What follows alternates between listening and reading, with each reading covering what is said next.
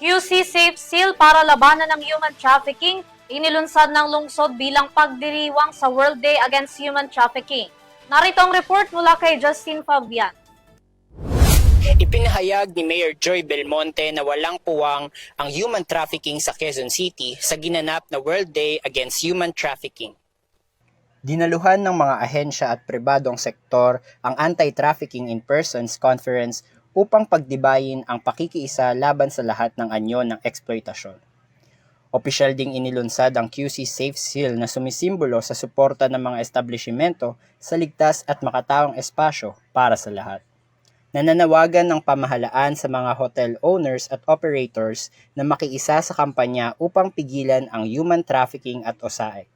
Kabilang sa mga tagapagsalita at katuwang ang DOJ, Court of Appeals, ECPAT Philippines at Hotel and Restaurant Association of the Philippines.